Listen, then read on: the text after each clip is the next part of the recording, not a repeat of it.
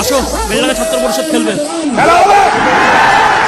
আর মানবো না তো ধান্দাবাজি, বন্ধ করো তোলাবাজি, রাখো তোমার স্বাস্থ্য সাথী, দাদা আমার অধীর আছে, এসো দিদি খেলা হবে, খেলা খেলা খেলা হবে, আর নতুন রকম খেলা হবে। तो आप जो नए साथी आज कांग्रेस में शामिल हुए, युवा कांग्रेस में वामफ्रंट और तृणमूल से तकरीबन 155 नौजवान अलग अलग बूथ से यहां पर आज ज्वाइन हुए हैं। उन सबका यूथ कांग्रेस में, कांग्रेस परिवार में हम सब तहे दिल से इस्तकबाल करते हैं, आपका स्वागत करते हैं, खुशामदीद करते हैं। और आने वाले वक्त में जो कांग्रेस पार्टी के तरफ से जो भी प्रोग्राम होगा, यूथ कांग्रेस की उम्दा ताकत, इन दो बड़ी ताकतों के बीच में कांग्रेस का झंडा लिए हम लोगों को देश को बचाने की लड़ाई है, बंगाल को बचाने की लड़ाई है। और नौजवान को हम लोग कहते हैं हमारे देश का भविष्य कौन है, तो नौजवान है। यहाँ जो आप लोग बैठे हुए हैं, आने वाला कल आप लोग का है। तो सियासत में आने वाले कल में आप ही लोगों को पूरी जिम्मेदारी, इस समाज के साथ साथ देश की जिम्मेदारी आपके कंधे पर आएगी। तो ये जिम्मेदारी आपको लेना होगा, हमारे नौजवान समाज को।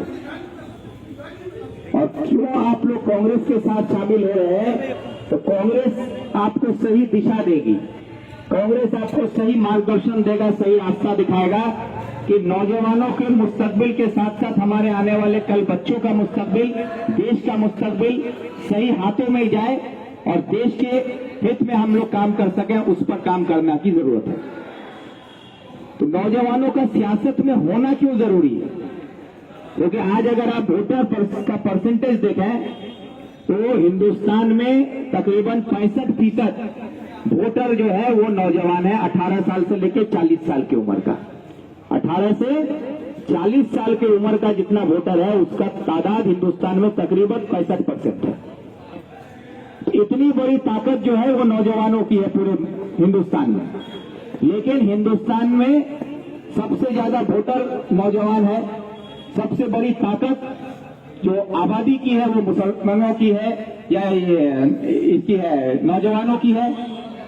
उसमें माइनॉरिटी है, उसको रखा गया है, उसमें सबको है, हिंदू, मुस्लिम, सिख, ईसाई, कास्ट को बांट के रखा गया। ये जो बंटवारे की सियासत जो बीजेपी कर रही है, उसके खिलाफ अगर ये 65% नौजवान इकट्ठा हो जाए तो कोई भी फिरका परस्त ताकत हमारे सामने सर नहीं उठा सकती। इस ताकत को समझने की जरूरत है। और आज सबसे बड़ी ताकत नौजवानों की, सबसे ज्यादा वोटर नौजवान है, लेकिन सियासत में नौजवान कितना है पूरे हिंदुस्तान में? अगर आप पॉलिटिक्स में कितना नौजवान है तो उसका जो परसेंटेज है वो है 0.1.4%, सिर्फ जिसका पार्टिसिपेशन है। पार्टिसिपेशन का मतलब समझते हैं, सिर्फ हिस्सेदारी है। आज जो एक्टिवली पार्टिसिपेट कर रहा है, जो एकदम सियासत से जुड़ा हुआ है नौजवान, वो परसेंटेज में ही नहीं है पूरे हिंदुस्तान में। तो क्योंकि हिंदुस्तान का नौजवान सियासत में अपने आप को, कुछ लोगों का ये सोचना है कि আমরা যারা আছি আমরা রাজনীতি থেকে দূরে থাকলে আমরা ভালো আছি, কিন্তু রাজনীতি থেকে আপনি দূরে থাকতে পারেন কিন্তু রাজনীতি আপনার থেকে দূরে কোনোদিন থাকতে পারবে না। এই কথাটা বুঝতে হবে। जो बात हम आप लोगों से कह रहे हैं, इस बात को गौर से समझिएगा कि राजनीति से आप दूर रह के सोचते हैं कि हम बहुत अच्छा है, लेकिन राजनीति आपसे दूर नहीं है। क्यों नहीं है? क्योंकि आपके जिंदगी का हर एक फैसला सियासत लेता है। आप नींद से उठ के रात को सोने तक आप जो भी अपनी जिंदगी में करते हैं, हर चीज का फैसला राजनीति में तय होता है। आप कहिएगा कैसे? आप जब नींद से उठते हैं, आप घर में सुबह उठ के नाश्ता करते हैं, तो आप रोटी खाते हैं या पंता भात खाते हैं या बिरयानी खाते हैं, जो भी आप खाते हैं, तो आप क्या खाते हैं ये भी तय राजनीति करेगा कि आप क्या खाइएगा। क्योंकि एक वक्त में, अगर आप लोग नौजवानों को ये पता नहीं हो, तो एक वक्त ऐसा था कि हमारे इसी इलाके में या और पूरे हिंदुस्तान में चावल एक्सपोर्ट होने लगा था कि चावल विदेश में जाएगा, हिंदुस्तानियों को चावल नहीं खरीदने मिलेगा। वो उसके लिए सिर्फ इतना चावल रहेगा कि उससे ज्यादा वो चावल हाट बाजार में बेच नहीं सकता है। तो उस वक्त कानून बन गया था। तो इसलिए आप अगर अपने घर में चावल रखते थे तो पुलिस आके आपको पकड़ के ले जाता था कि तुम चावल क्यों रखे हो। ये भी कानून था। आज अगर सरकार चाहे कि हम हिंदुस्तान का सारा चावल हम विदेश में बेचेंगे और वहां से पैसा लेके आएंगे देश की तरक्की के लिए, और कानून बना दे कि हिंदुस्तान में कोई भी चावल पैदा होगा लेकिन चावल यहां खा नहीं सकते, ये सारा चावल विदेश में एक्सपोर्ट किया जाएगा देश के हित में, तो आप अपने घर में एक मुट्ठी चावल नहीं रख पाइएगा। आपका चावल रखने पर भी कानूनन कार्रवाई होगा, आपको उसके लिए भी जेल जाना पड़ सकता है।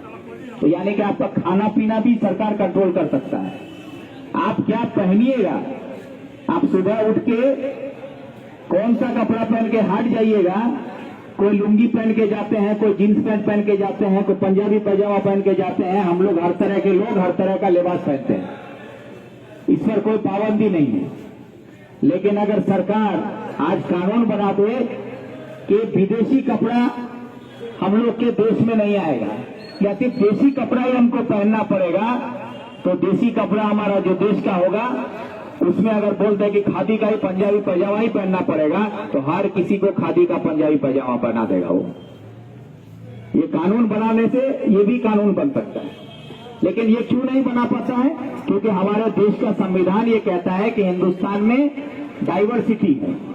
हमारे देश में अलग अलग जाति के लोग हैं, अलग अलग भाषा के लोग हैं, अलग अलग धर्म के लोग हैं, अलग अलग हमारा रहन सहन खान पान है। इसलिए इस संविधान की वजह से इसको नहीं बना पा रहा है। लेकिन बीजेपी अभी संविधान को बदलना चाहती है और सबको गेरुआ रंग पहनाना चाहती है कि एक लिबास में आना होगा, एक भारत एक लिबास, एक भारत एक कानून, एक भारत एक ही निर्वाचन, वन नेशन वन इलेक्शन। ये बात भी आप कह रहे थे। तो ये क्या है कि आपका पहनावा, आपका खाना पीना, हर चीज पर अब पाबंदी लग रहा है। कौन क्या खाएगा नहीं खाएगा उसको लेके बीजेपी बोलती है। बीजेपी का नेता प्रधानमंत्री बोलता है कि लिबास देख के पहचान लो कि वो कौन है, बोलता है कि नहीं कि लिबास देख के पहचान लो। तो ये जो चल रहा है ये कहीं ना कहीं संविधान जो हमको अधिकार दिया है उस अधिकार को छीन के हमको एक ही ढांचे में ढालने की कोशिश की जा रही है कि पूरा हिंदुस्तान को एक ही ढांचे में लाना होगा। और ये हिंदुत्व की बात, हिंदुत्व राष्ट्र बनाने की बात से देश में लोगों को बांटा जा रहा है, हिंदू मुसलमान में बंटवारा किया जा रहा है।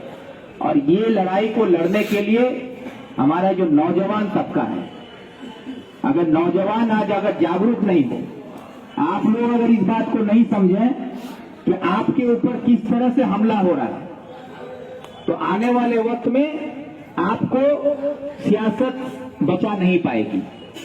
सियासत आप खुद को नहीं बचा पाएंगे। आज नौजवान तमाशा देखते हैं लेकिन नौजवान इकट्ठा होकर उसके खिलाफ खड़ा नहीं होते। लेकिन आप कहिएगा हम तो जवान हैं, आप जवान नहीं हैं, मेरे नजर में नहीं है। जो जवानी में, जिसके खून में रवानी नहीं हो वो जवान नहीं है, ये मेरे मानना है। तो जवान हम उम्र से हो सकते हैं, हम जवान हैं तो हम लोग अगर वो जवानी किसी काम का नहीं है जो समाज के हाथ में काम नहीं कर सकता है। वो जवानी सिर्फ बाप के काम आएगा, बाप जाके बोलेगा हमारा बेटा का जवान हो गया, कन्या दिखवा हुई। तो कन्या देखने के लिए वो जवान आप हो सकते हैं, लेकिन आपकी जवानी से आपके समाज को, आपके आने वाले कल को, आपके आने वाले बच्चों को आप कुछ नहीं देके जा रहे हैं। सिर्फ आप जवान हो तो वैसा जवान होके कोई मतलब नहीं। जिसकी जवानी में रवानी होगी तो जवानी में कहानी बनेगा और वही कहानी आपका नाती पाता सुनेगा। तो अगर आप कोई कहानी नहीं बना पाते हैं, कोई कहानी दे के नहीं जा पाते हैं, तो आप दुनिया में आए और चले गए तो आपको कोई याद नहीं रखेगा। तो ये बात को समझिएगा। अगर आप इतिहास उठा के देखें तो हम किसी भी बड़े नेता की बात कर लीजिए, चाहे आप नेताजी सुभाष चंद्र बोस की बात कर लीजिए, आप खुदीराम की बात कर लीजिए, खुदीराम बोस उनकी बात कीजिए, आप हमारे अशफाकुल्लाह साहब की बात कर लीजिए, आप इस तरह के इनकलाबी जो लोग थे, चाहे हमारे बंगाल में विनय बादल दिनेश की बात कर लीजिए। ऐसे जो लोग इनकलाबी लोग थे, इन लोगों ने अपनी जिंदगी में बहुत कम उम्र तक ही इनकी हयात रही। शहीद आजम भगत सिंह 23 साल की उम्र ही में उनको फांसी दे दी गई, लेकिन वो सिर्फ 23 साल जिंदा रहे। खुदीराम बोस, अरे दाराव ना है, वो दाराव, इसलिए आप लोग को बताना चाहते हैं कि वो 23 साल तक जिया। खुदीराम बोस सिर्फ 18 साल उम्र तक ही वो जिंदा रहे, लेकिन 18 साल में जो आदमी शहीद हो गए, 23 साल में शहीद आजम भगत सिंह शहीद हो गए, लेकिन आज हम सब उनको याद करते हैं। पूरा हिंदुस्तान उनका जन्मदिन मनाता है, उनका मृत्यु दिवस में उनके लिए श्रद्धांजलि देता है। हर साल खुदीराम के जन्मदिन पर, मरण दिन पर उनके लिए महफिल सजता है। लेकिन यहाँ हम लोग जितना बैठे हुए हैं सबको ये 18 साल से ज्यादा है, 23 साल से भी ज्यादा होंगे। लेकिन वो लोग ऐसा क्या काम कर गए कि आज हम लोग ही नहीं, हमारे आने वाली नस्लें भी, हमारा बेटा, उसका बेटा, बेटा का बेटा भी इन लोगों को याद रखेगा, लेकिन आपको और हमको कोई याद नहीं रखेगा। क्यों? क्योंकि हम लोग ऐसा कुछ नहीं कर पा रहे हैं। हम लोग जिंदा हैं मरने के लिए, कि जिस दिन मौत आएगा हम मर जाएंगे, और ये लोग मरे थे जिंदा रहने के लिए। ये लोग मर के भी जिंदा हैं और हम लोग जिंदा रह के भी मरने का इंतजार कर रहे हैं। ये फर्क है हम लोगों में, इस बात को समझिएगा। वक्त में कांग्रेस के यूथ कमेटी की तरफ से जो भी मीटिंग आप लोगों के सामने पूरा रखी जाए, आप लोगों को खबर होगी, उसमें आप लोगों को सबको शामिल होना है। यही कह के हम आप सबका शुक्रिया अदा करते हैं। वंदे मातरम।